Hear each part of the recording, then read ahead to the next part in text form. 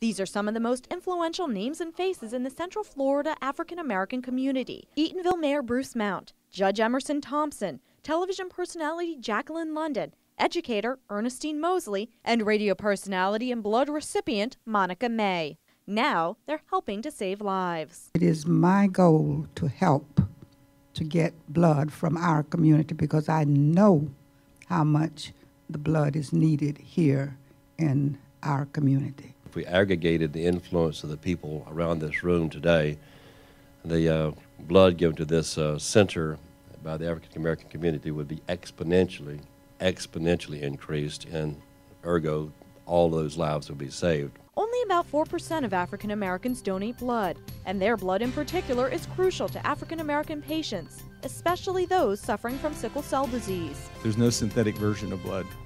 If we don't get it, if somebody doesn't give it to us, somebody dies. That's why Florida's blood centers recruited these African American leaders to be ambassadors. I'm not out for money. We're just out for blood. I've given 17 gallons of blood because I believe it's important. There are often things that we do for accolades and public ceremony, but the most important thing is to do something for somebody you do not know, will never meet, and will never realize that you literally help save their life. They recently gathered for a roundtable discussion to ask questions, brainstorm ideas, and listen to those who have been directly impacted by blood donation. They didn't have any cure for him, and pretty much when they gave him 6 months to live. Marisa Wilson's son Terrell passed away on Christmas Day after a 14-month bout with leukemia. Up until the end, he was getting blood transfusions about once a week.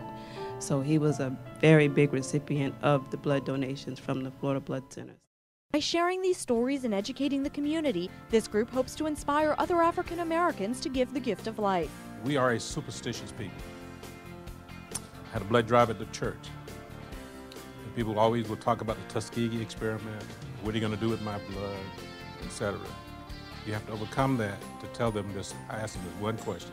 If you needed blood, would you care where it came from or how much you had to pay for it? And the answer is always no. And that's the main reason you should give blood. When you know that it's a major sense of urgency to do something about a problem that we can control. And it can start right here. But the African American community is strong on just word of mouth and starting a dialogue. When we start a dialogue, we can make things happen. If we leave this meeting and if we go forth with a different mindset, and when we hear about an event where there will be a large number of African Americans in attendance, when we hear that, if we can start to think within ourselves, can we get a red bus there? Can we set something up? How can we get involved so that we can reach out to the donors there and see if there are a number of people who could donate? Armed with fresh ideas, education, and a renewed sense of passion, these leaders set forth into the community, ready to save lives. It truly is a gift from the heart. It's been through your heart a whole lot of times before it touches the heart of an ill or injured patient. I have the time, I have the energy, and Lord knows I have the attitude. Put me to work. I think we should be able to turn things around and be able to affect Florida Blood Centers in a mighty, mighty good way. So what can you do?